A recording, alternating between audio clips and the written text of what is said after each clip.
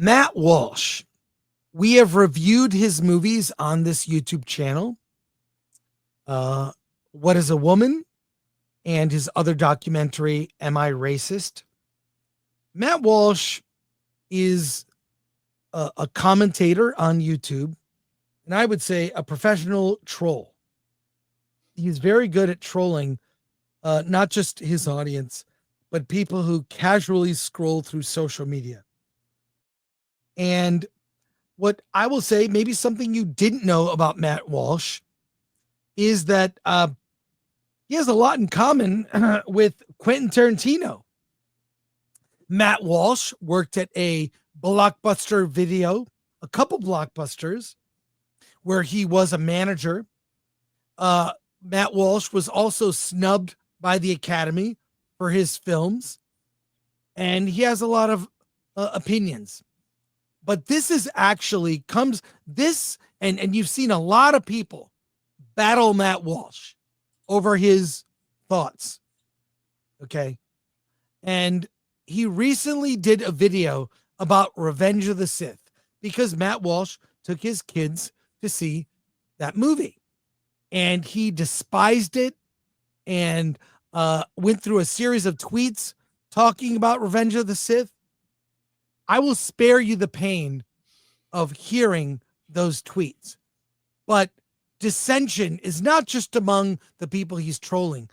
Someone on the Daily Wire itself, the very company he works for, are divided. Opinion from dailywire.com. Why Matt Walsh is wrong about Revenge of the Sith. Walsh claims Revenge of the Sith has the worst dialogue he's ever heard in a mainstream Hollywood movie from freedom fighter Jacob Balich, writing for the dailywire.com, the very company that Matt Walsh works for. And I have queued up the 15-minute video. Maybe we'll EFAP that. But Alan, if you would give us the crux of this story through quotes here. Okay. Let's see. Conservative commentator and podcaster Matt Walsh has stirred controversy with his vocal disdain for Star Wars, particularly Episode 3, Revenge of the Sith, which he recently revisited during its 20th anniversary theatrical re-release. Despite being self-proclaimed expert in many arenas, including podcasting, fishing, and Mortal Kombat, Walsh has repeatedly mocked Star Wars franchise, calling fans like the article's author a complete and utter disgrace. After seeing Revenge of the Sith with his children, Walsh took to X to criticize the film's dialogue and tone. He mocked the romantic exchanges between Anakin and Padme, which here's the full one. Anakin says, "You're so beautiful." Padme responds, "It's only because I'm so in love." And Anakin says, "No, it's because I'm so in love with you." Well, can I just admit for a second? That's pretty bad. That's actually kind of bad. No, because then Padme responds, "Oh, then love is blind." And, all right. Let's see. Walsh also ridiculed the climactic duel on the lava planet of Mustafar, claiming it was abysmal action cinematography and dismissing the high ground as an unrealistic tactical advantage. Yet the article explains that the fight is one of the most iconic in cinema history, loaded with symbolism and shaped Anakin's hubris and his desire to imitate his master's past victory. "You underestimate my power," Anakin yells. Walsh complained about the setting. The lava planet, for some reason, is rebutted with Star Wars lore, citing Mustafar as a deep connection to the dark side. The article highlights Darth Vader's eventually builds his fortress there, as detailed in canon comic books. Finally, Walsh claims that the film took itself too seriously, unable to reconcile campy fun with deception of mass child slaughter. I'll just end there. Okay, well, Alan, what are your thoughts? I'm going to give you my thoughts, and we're gonna watch as much of this video as we can stand. But what are your thoughts, Alan? I'm kind of, I liked Revenge of the Sith, but I'm kind of in agreement there. I believe the first 6 Star Wars were basically homages to the old spaghetti westerns, the serialized movies of the past. so he's not going for dialogue. He's not going for Shakespeare here. He's telling an exciting, thrilling story with love, romance, lightsabers, and the Force. And so, yeah, I don't think we're arguing that Star Wars, especially Revenge of the Sith, is supposed to be the greatest movie ever made, or that George Lucas was trying to make the greatest movie ever made. I'll say this about George Lucas. I don't know if you guys remember, but when the first 3 episodes came out, this is kind of the first time that Lucas was playing around with digital cameras. The first one was a blending of digital effects. In other words, creating a digital character that could interact with the real actors, aka i.e. Jar Jar Binks. Second movie was completely shot on digital, and then the third one here is more of the culmination of how you shoot digital and make an epic movie about it. And so the first 3 movies, Phantom Menace to Revenge of the Sith, was groundbreaking in the fact that digital is now how things are done. The cry to come back to film is now there, but this is these movies are groundbreaking, and I give it credit for that. But yeah, I think I can't say that Matt Walsh is 100% wrong. He's probably maybe I'll say 50% wrong. Well, I'll agree with you on that. A couple things, correction, not spaghetti westerns. You meant serials. Serialized. Like I Flash Gordon, myself. like Flash Gordon or Buck I corrected Rogers. myself. It's inspired by that. No, it's fine. And I will say, I did see Revenge of the Sith in theaters. Love the experience. Some of the best lightsaber duels are from the prequels. You could argue that final duel with Obi-Wan and Anakin, best lightsaber duel in Star Wars, maybe tied with or very close to episode 1, the end of episode 1 with Qui-Gon, Obi-Wan, and Darth Maul. But I gotta say here, Matt Walsh is being a troll. I appreciate that he never smiles, that his very dry wit is very much dad humor. But when I go to him, I'll get some insight on some political issue where I would want to get an opinion I can think on. But I probably will not be going ever to him with opinions about Star Wars. I do have the video. Yeah. I just want to comment that when you say that the prequels had the best lightsaber fights, didn't episodes 4 through 6 each have one lightsaber fight? Yeah, but I'm just saying they're better. They're better. And I think Revenge of the Sith, the best thing about it is it's the Yoda stuff. Revenge of the Sith is pretty much a Yoda movie. And to see him in action and being Yoda is what I love about that one. All right. Well, this is Matt Walsh commenting in his own words. Let's go. Let's see how much. Tell me when to pause, Alan. Okay. Or I'll pause too, just for commentary. This movie is outrageously, offensively bad. You could make a case that it's like the worst film ever made. Well, despite what my critics may claim, I think I am actually a good dad. I love my kids. I make sacrifices for them. I sometimes even subject myself to unspeakable. That's great. I believe he's a good dad. Tortures for their sake. And that's what I did over the weekend when I took some of the kids to go see the 20th anniversary re-release of Star Wars Revenge of the Sith in theaters. I hadn't seen the film since it first came out, and my initial experience with the movie was such that I had no desire to ever experience it again, but I didn't count on one day having children of my own who somehow would become diehard Star Wars fans. I don't know how this happened. I'm not a Star Wars fan. I didn't pass this fandom down to them. I don't come from a Star Wars fan. He does not strike me as a Star Wars fan. I think his kids picked it up probably from their friends, It sounds like his kids like to have fun.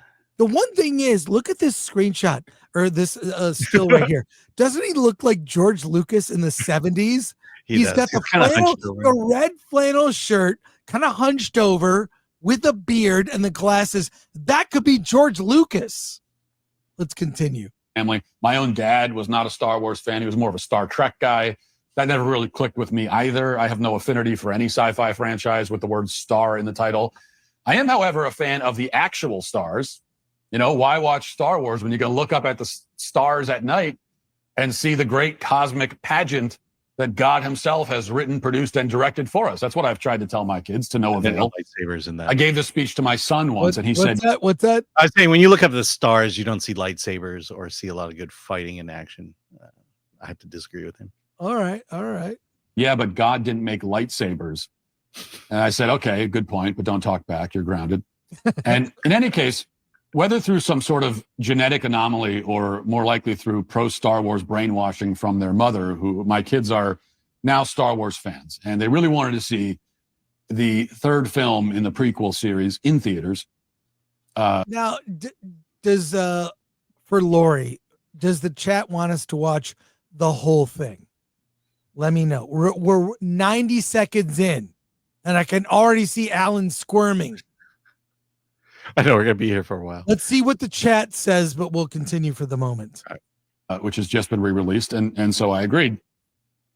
And after suffering again through the entire 9-hour runtime, or what felt like it, I can confidently say that Revenge of the Sith is even worse than I remember, like a lot worse.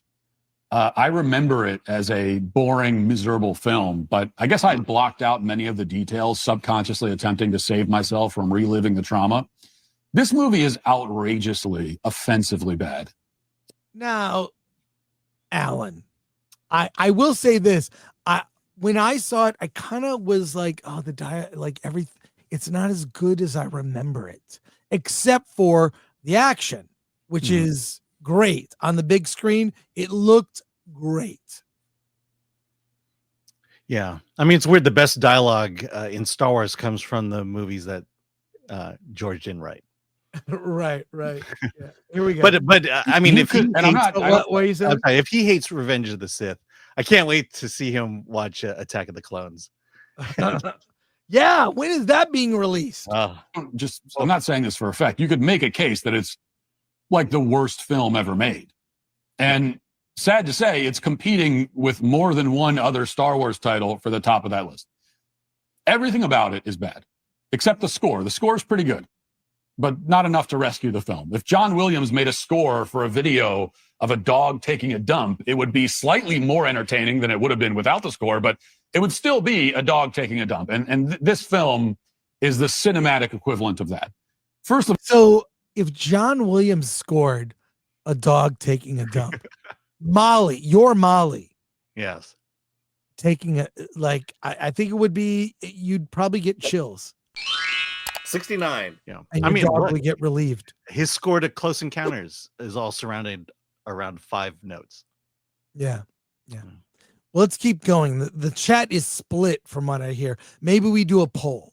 But let's continue. Well, as many people have pointed out over the years, but I must reiterate, the dialogue is atrocious. George Lucas, it would seem, has never heard humans speak. He writes dialogue like I imagine an alien would write dialogue if the only thing he knew about the human race he learned by watching daytime soap operas.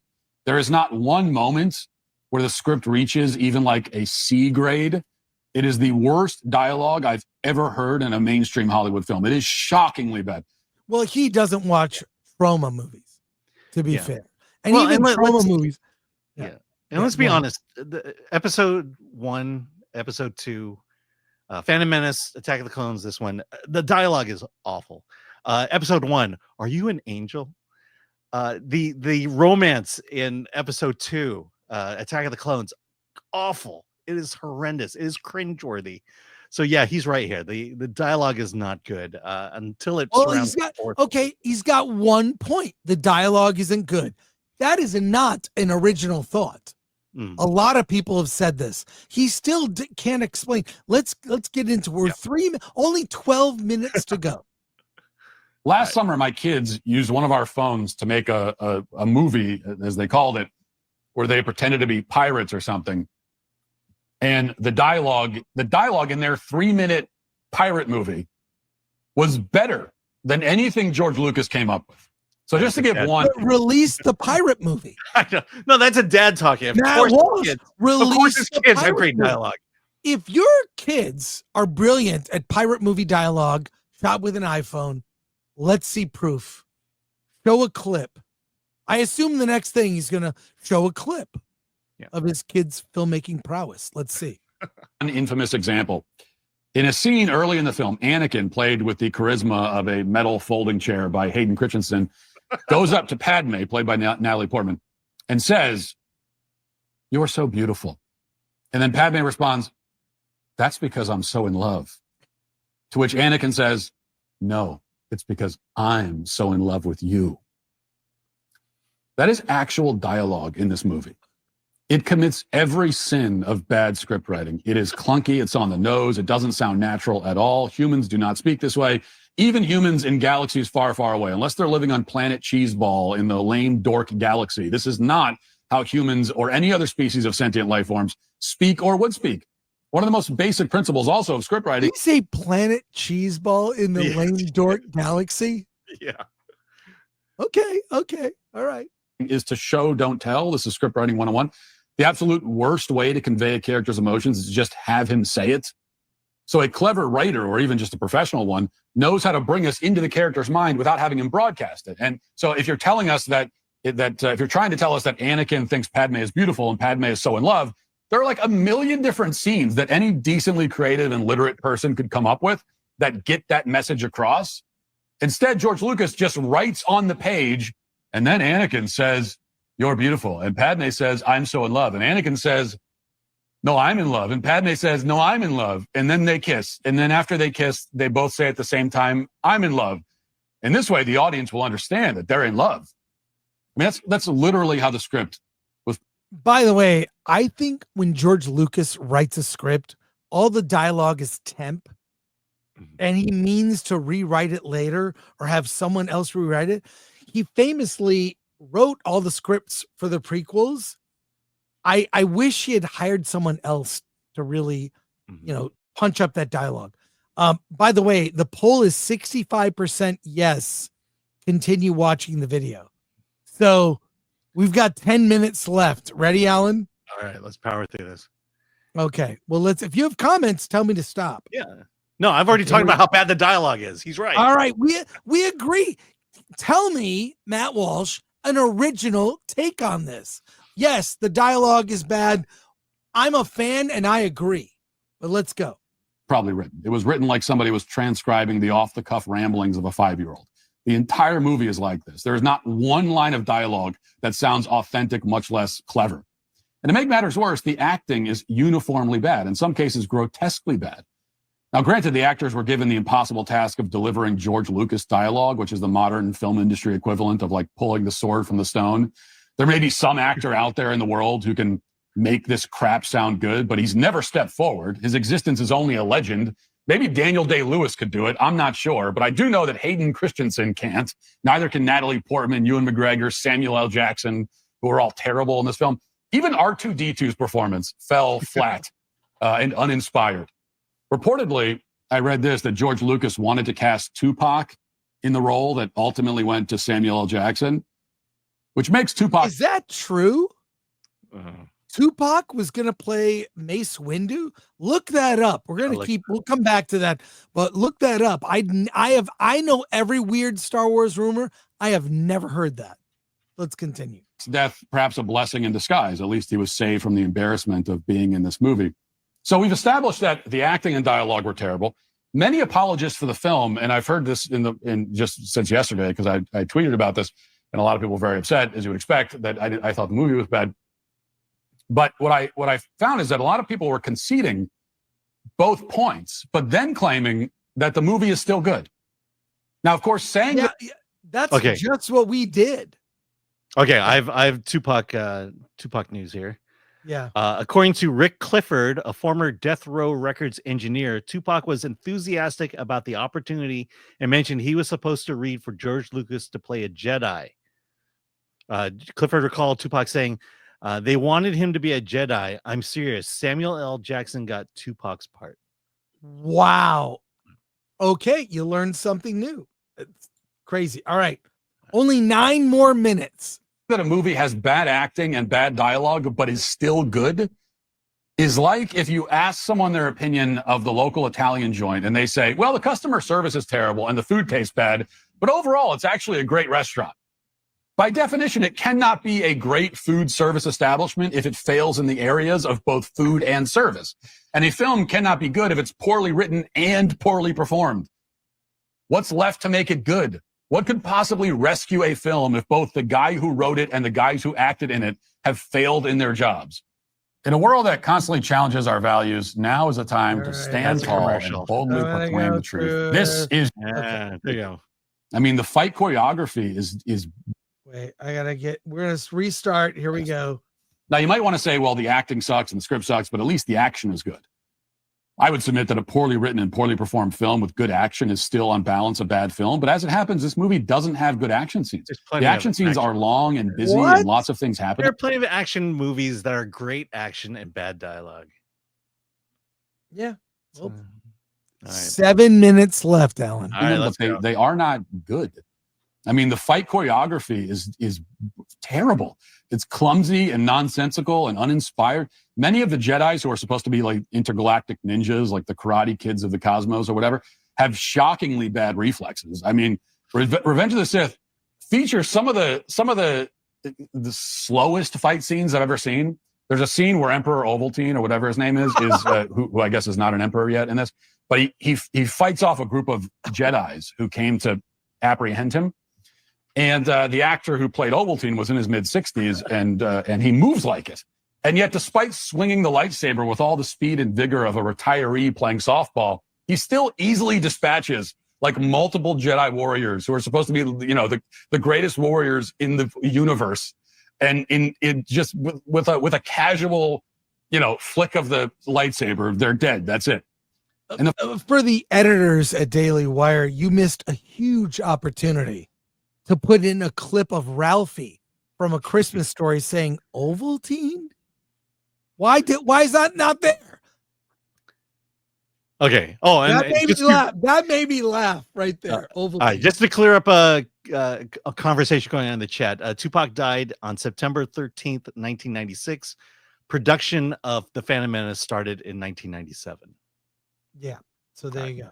The fight scenes are also funny because they use stunt doubles or CGI to have the Jedis do flips and random like midair 360 corkscrews like Simone Biles for no obvious strategic reason.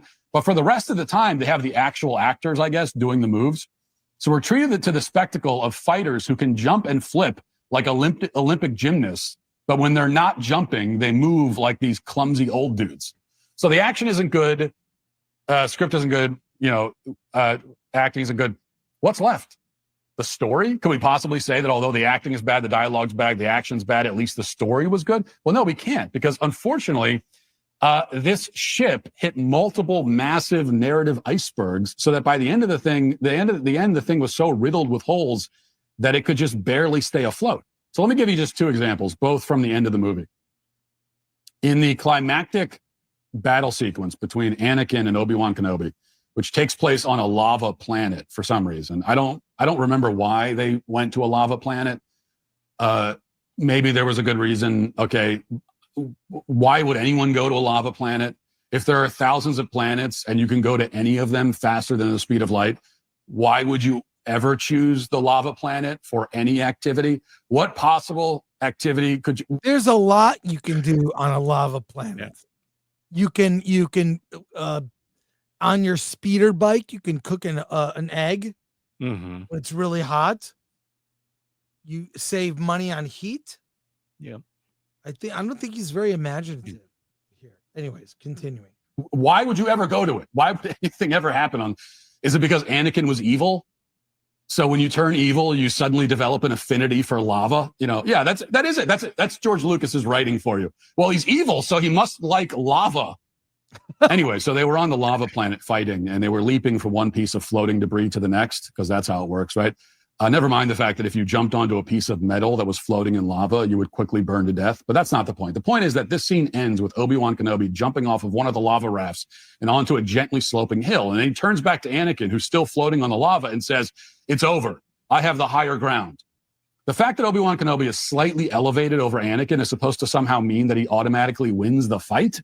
Except that Anakin just 5 seconds earlier had leapt like 30 feet in the air with effortless ease. So even if the higher ground is decisive, he could easily just jump higher than Obi-Wan Kenobi was standing. Or he could walk up the hill and continue fighting. This is a wide hill. And He clearly hasn't read the EU or the novelizations. Yeah. See, Anakin can jump over Obi-Wan, but what would Obi-Wan do? Jump over Anakin. Continuing. Anakin could jump to any spot on the hill where his opponent is not standing, or he could float down a ways and jump onto a different hill and then continue the fight. There is no reason why Obi-Wan Kenobi standing on a hill should have ended the fight, unless Anakin did the one thing he decided to do, which was to jump directly over Obi-Wan's head so he could just casually reach up and cut his legs off. And that's how it ends. The whole sequence with Anakin just presenting his legs to be cut off. Here you go. It made no sense. Also, there's this problem. And this is the last thing. The whole reason that Anakin turns to the dark side is because he had his visions that his wife Padme was going to die. Ovaltine promises him that if he goes to the dark side, he can stop. By the way, I kind of agree with Matt on this point. It's kind of a dumb reason to turn to the dark side. I'll let him finish, and then I want to hear what you have to say, Alan. His wife from dying. And then, which by the way, is not a bad concept. Like that idea is not a bad idea. And then right before the final battle, Anakin seemingly chokes her to death himself. And this could work in a tragic sense. He turned to the dark side to save his wife, but then he ended up killing her. Except the problem is that for some reason, we learn in the next scene that he didn't kill his wife. The doctors tell us that his wife did not sustain any physical damage at all, yet she was still dying of a broken heart or something. So rather than having the tragic ending of Anakin killing the woman who he was supposedly trying to protect, for some reason, Lucas pulls the punch so that the whole choking incident was irrelevant. And now we have Padme giving up on life because her lame goth boyfriend turned evil.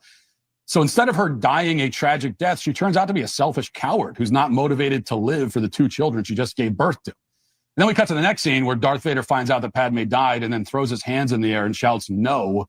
More atrocious writing from George Lucas. I mean, there were dozens of potentially profound and interesting ways to have this character respond to this news. Instead, Lucas beats you over the head with the cliche sledgehammer, literally having a character throw his arms in the air and shout "no." I've never seen anyone do that in real life ever. It just doesn't happen. So anyway, the point is, at this point, the promise that Ovaltine made to Vader has been revealed to be a lie. So why does Vader stay loyal to him? There's no reason. The entire narrative motivation for this. The Ovaltine thing is funny, but he is purposely dressed as George Lucas.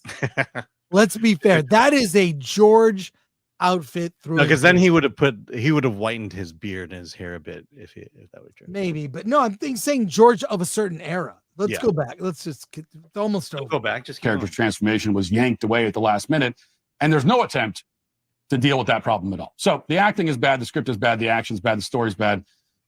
What can this movie hang its hat on? We can't even give it marks for tone, because tonally the film's also a disaster. It's written and acted like a campy, cheesy comedy that has old guys doing backflips with laser swords. But at the same time, George Lucas wants it to be like this dark operatic masterpiece. He even has Anakin slaughter a whole room full of children. No, I have no issue with your villain doing something heinous, but you can't have a campy, cheesy movie that's also dark and also features the mass murder of kids. Like, all of those notes together make not for a symphony, but for a hodgepodge of noise.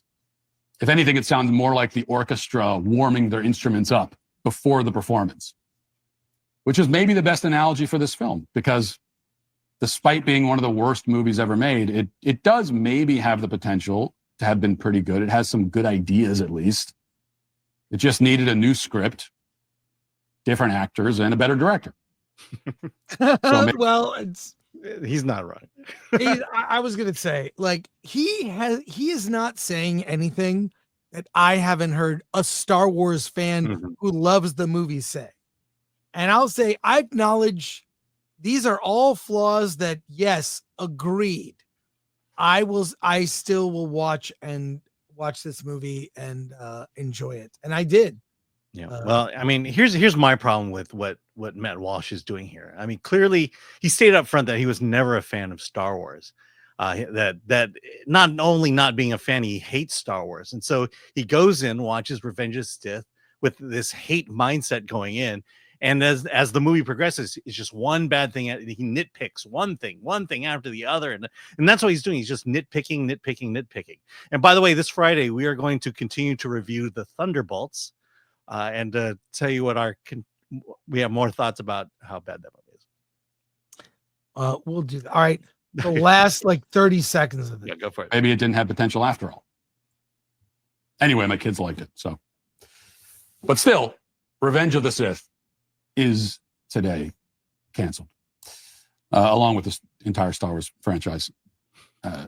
Needless to say, Canceled. Cancel. Well, let me just say the real hero of this is a coworker of Matt's named Jacob. Jacob Folich. Sounds like Folich. It sounds like a Star Wars name, Jacob. I think your name sounds like a Star Wars name. But look, even his own coworkers calling Matt out. I think that says a lot.